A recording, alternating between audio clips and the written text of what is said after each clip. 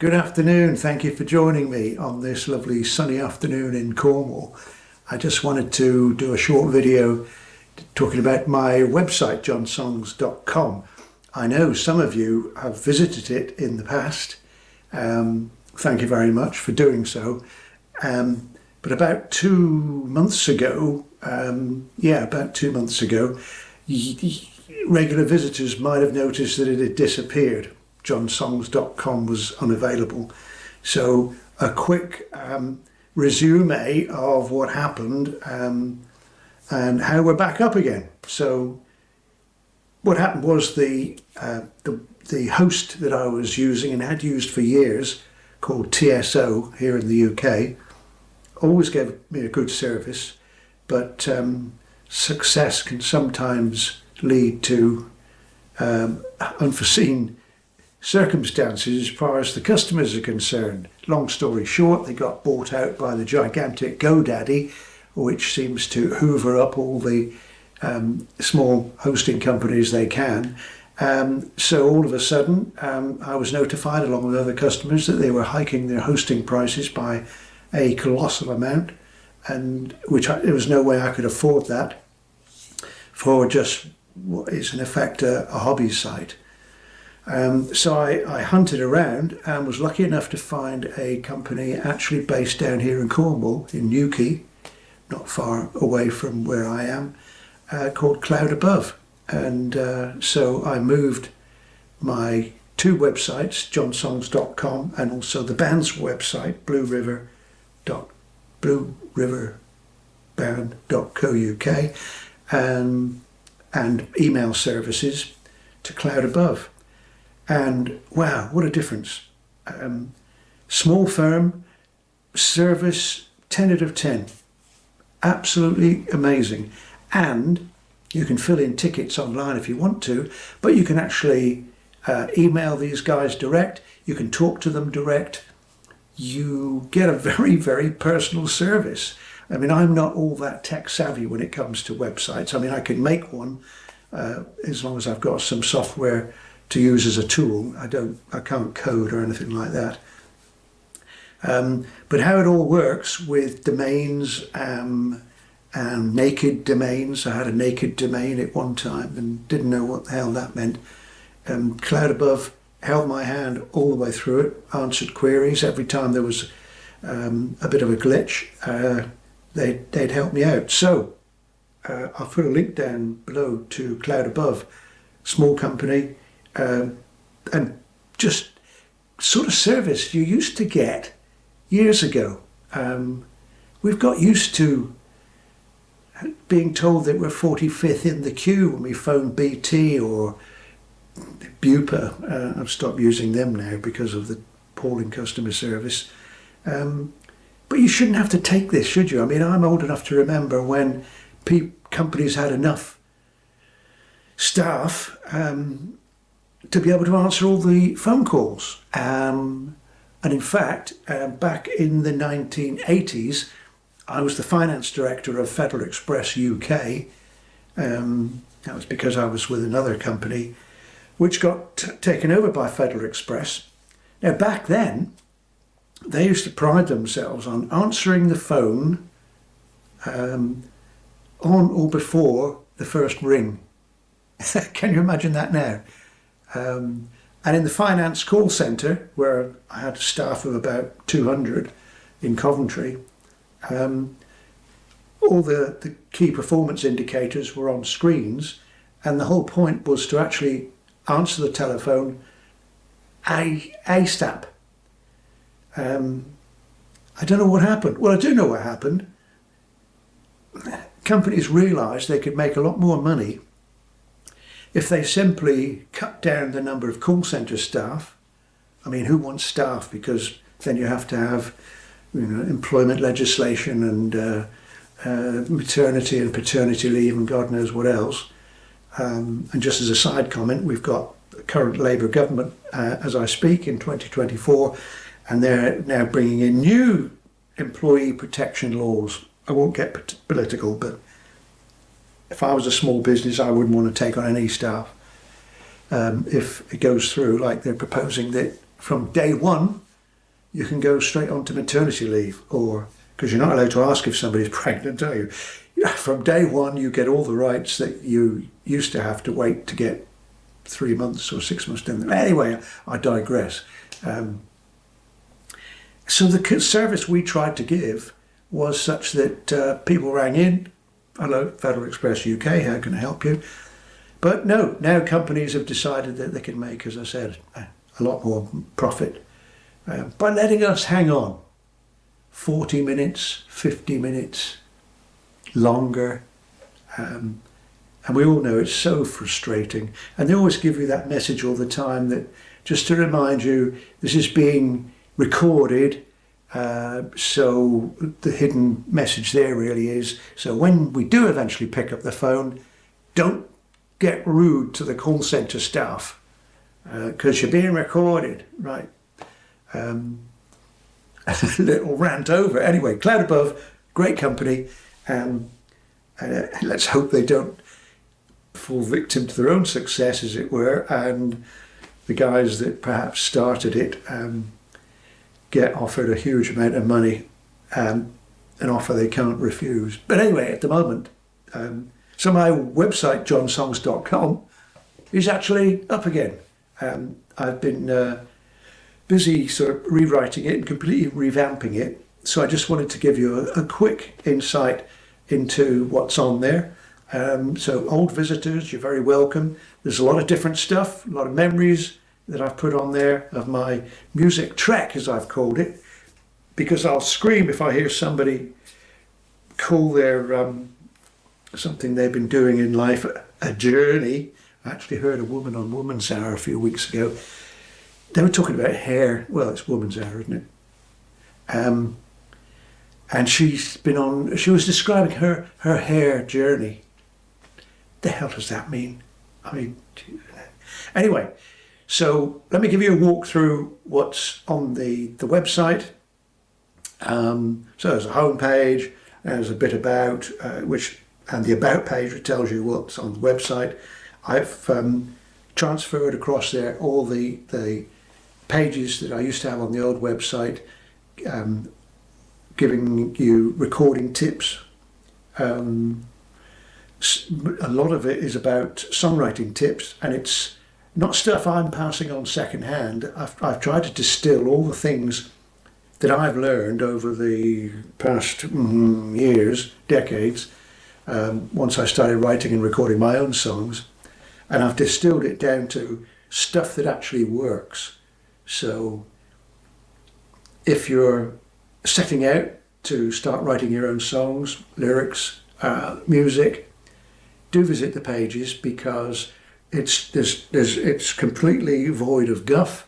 It gives you the things that have worked for me. They might be useless to you if you are not writing or wanting to do music in the same genre as me, which is broadly pop, rock, well, a mixture really. I'm not prejudiced. But yeah, please do visit it, and if you only get a couple of nuggets from it, then that's great. Then there's my personal diary, if you like, which is a number of pages called My Music Trek, which sets out the journey that I started out when I first started playing guitar in 1965. And I've put in there all the adventures that you have when you're playing in bands, the wonderful times, the horrible times, band politics, frustrations, amusing gigs, horrible gigs. One in particular I've written up when we played a very strange gig in the mid-70s at what used to be called a lunatic asylum in Warwick, but in 1948, when the NHS was brought in, it was renamed something else, Warwick Mental Hospital or something. I mean, the euphemisms get softer and softer as the years go on, but it was a Victorian building, and you'll have a smile and a laugh and a grimace, I think, when you read that story. Started getting a band together in 1965 because I'd seen what was called package tours back in the day, when impresarios from London would put together a number of bands, and they tour around the cinemas and the theatres. There was a lot of theatres left over from when live musical theatre was popular all over the provinces in the 50s. I'm talking decades before they all became bingo halls and ultimately demolished. They used to probably get these places at a good rate. So they put together a package tour, put a number of bands together. Each band would play for about 15, 20 minutes. The idea being they did their 2 or 3 hits, came off, next band went on. And because of they didn't have revolving stages and all that stuff back then, first band comes on, does 20 minutes or whatever, curtain closes, and then to fill in that gap while the roadies behind the curtain do their very best to make things speed up, getting the amps ready and the next band in place, plugged in, they would come on and attempt to entertain the young audience. I say young audience, it was younger on the first house, which was like 6:30, and I used to go with my teenage pals to the, I think, 8:30 show. The whole thing had to wrap up by law by 10:30. So the bands did everything twice. So the youngsters in the first show, and probably the teenagers as well, we didn't want to hear all this stuff from, here, let me tell you about my mother-in-law, or take my wife. It wasn't exactly like that, but it was a bit of a graveyard shift for these comedians who would do their spiel and their act and desperately try to talk over the general hubbub as the kids were getting restless. I don't think we knew back then there was logistics were going on behind the curtain. I think we might have known, but we didn't make any allowance to the comedian who was trying to do his turn. And he occasionally, look, are you ready, lads? Can we go? Right, okay, kids, big cheer, roar, screams, and the next band would come on, and so it would go. And they were happy days. I'd take the bus with pals, go into Coventry, near where I lived in Kenilworth. And, well, I mean, we didn't realise it at the time, but we were seeing some phenomenal bands in their early years when they were learning their craft. The first one I can remember was a package tour where the Kinks were top of the bill. I went with a friend of mine, Nigel, who later we formed a band with. Nigel went berserk. He was standing on the seats, and all the Josworth were saying, "Get down, sit down, get off that seat." He loved it. He's loved the Kinks all his life. I wouldn't say loved them, but I followed their career and bought a lot of their records. Great band. Yeah, it was just incredible. And these were formative experiences. I'd never seen live music before, and there's nothing like it when we always used to try to get tickets in the first 3 rows if possible, but they got sold quickly. But for most of the gigs, we were in rows 1, 2 and 3. 1 or 2 or 3. And when that curtain went back, safety curtain went up and the big red velvet curtains went back, there was this wonderful smell of hot amplifiers and valves would waft off the stage, and we were hypnotised. Who else did we see? I don't know, lots of things. Yardbirds, there was the Marquee package tour with Manfred Mann, lots of others. They were putting the tour was really focusing on bands that had played the Marquee Club in London. Lots of bands had done that anyway. Oh, crikey, Paul and Barry Ryan, I remember seeing those, the Walker Brothers. And then November 67, I think it was, we saw, all for about £1.50 each, Jimi Hendrix experience. On the same bill, believe it or not, was The Move, Pink Floyd, Heir Apparent from Ireland, Amen Corner, all in one evening. And I look back now and it's like, wow, I didn't realise at the time what we were seeing.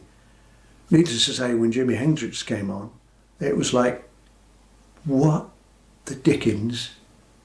Wow. I wanted to make, when we saw the Yardbirds, I was on the side where Jeff Beck was, and he was playing slide guitar using the mic stand.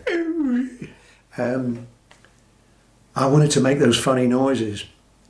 And that's the keynote of the rest of my life, my romance with guitars and stuff. And we still saw the Stax tour.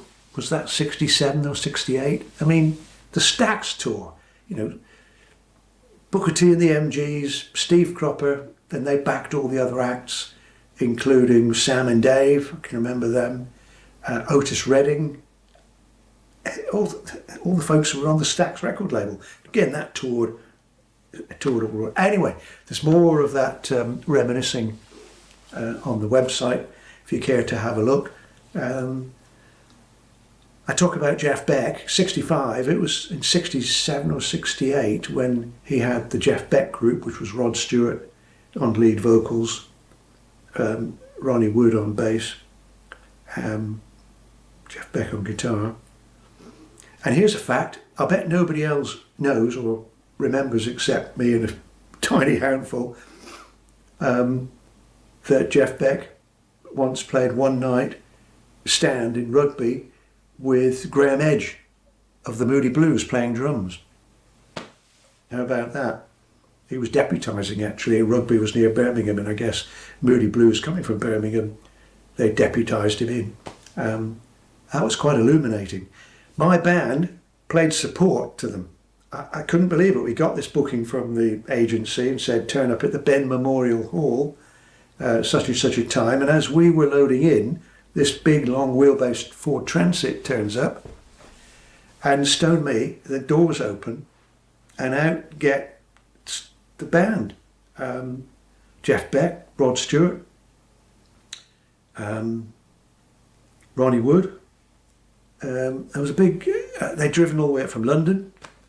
I guess back in those days, before they went to America shortly after us and hit it really big, they were like everybody else. You had to have a van to get around. I think it was only 2 roadies humping the gear in. I remember when we said hello to them, but we were so humble. I mean, I was like, oh, crikey, it's Jeff Beck. I've got to go on before him. Anyway, there's more about that gig and how Graham Edge came to play with them that night. That was magic. I mean, they didn't do very much in the way of sound checks. There was a curtain again behind which, as the Jeff Beck Group got ready to play, Graham Edge sat in the kit and Jeff Beck leaned over and says, right, the first one, you really shook me or whatever, but we do a short piece before that, and it goes like this: ba-da-da-da-da, da-da, da-da-da-da, boom, ba-boom, ba-boom, ba-doo-da-da, boom, ba-doom, ba-doom. And he was just talking it through with Graham, sort of, and Graham would like, da-da-da-da-da, no, wait a minute, says Jeff, da-da-da-da-da. I mean, it's just cobbled together, so that when the curtain went back, they more or less got it right. And we stood in the wings, chatting to Rod Stewart, because as he was the vocalist, and every time Jeff was noodling, Rod would walk to the wings and we'd have a, cool, Rod was a really nice bloke. Came up to there on me. How is it when you meet famous people, they're also incredibly short? Anyway, I digress. So if you want to hear those stories, about my ups and downs. I say it's a personal memoir, okay? So you might read it and go, oh, it's all this boring crap. But I've just tried to make stuff that would be interesting to the passing reader. There's another section of the website that showcases a lot of my songs, a lot of which I wrote with pals Laurie French and Richard Maynard, who's a terrific lyric writer. You know, really good. But Laurie and I worked for years in my home studio in Leamington Spa and did a lot of the songs that are on that section. But it's just a taster.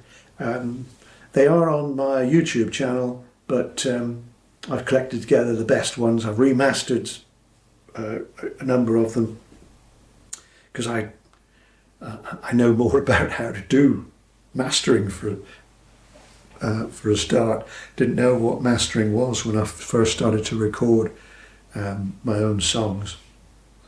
So that might be of interest. There's a page where you can contact me, of course. So do give me some feedback. I mean, if it's only to say, John, here's a big list of all the typos you've made,